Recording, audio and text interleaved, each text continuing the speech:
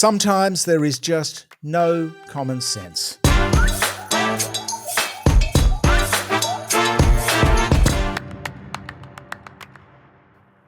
The very day after Monday's ABC Four Corners program had made it nationally obvious that the problem with Coles and Woolies' duopoly was that their market too dominant in the market. They had too much market share, and that was bad for consumers. The very day after this, the ANZ got the green light to take over Suncorp Bank. This just countervails common sense.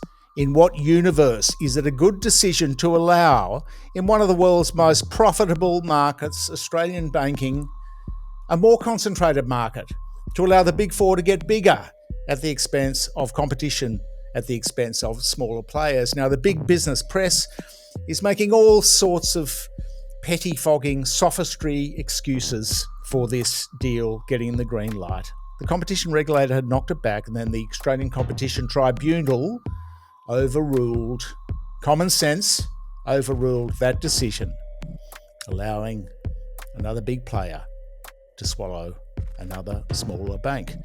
During the GFC, we saw Westpac swallow St George. We saw CBA kick it all off by swallowing Bank West. There's many before that. There's 4,000 banks in the US. How many are there in Australia? Well, there's 4 dominant ones, and today they are more dominant. In what world is it good for customers to have less competition? What's the point of handing out banking licenses if you're just going to let them consolidate? Now, how does ANZ make it work? It's not a very good deal for their shareholders. The share price went down. How it makes it work is they sack people, they close branches, and they outsource staff and they offshore stuff. It's not even good for ANZ. Not even good for their shareholders. And who will suffer?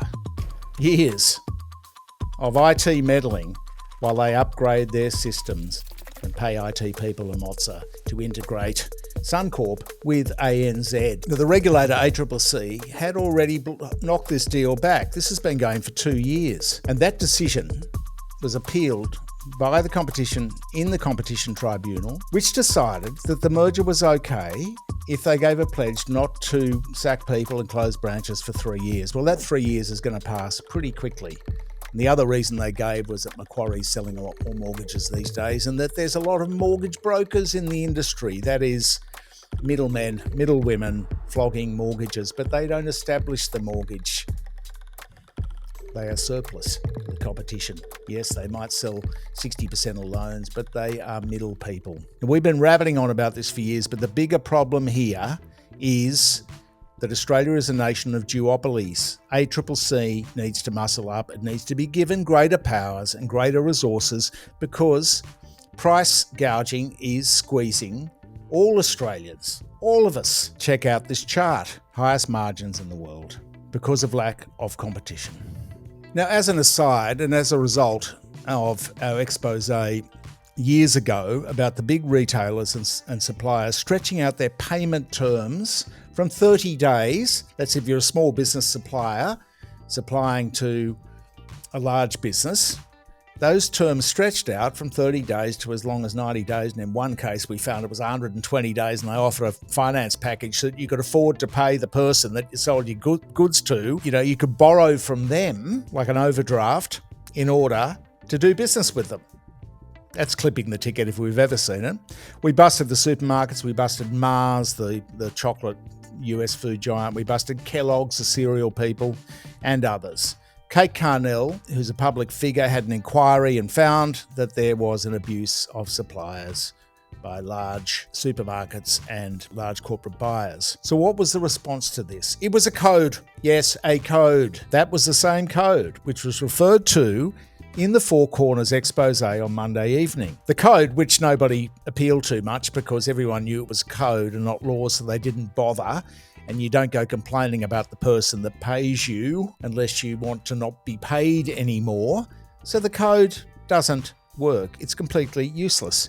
We talked with politicians about it at the time, and Some felt as though there should be legislation, like there is in Germany, 15-day payment time, so people can get paid on time and that money flows through the economy. There should have been laws, but instead the business lobby, the BCA, got ahead of the curve, as they do, and declared, we are going to crack down on this, we're going to have a code. And the problem with codes is that they are voluntary, they are self-regulation.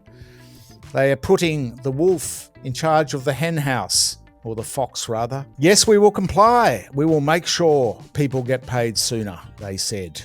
Sure you will, we thought. And of course, they haven't.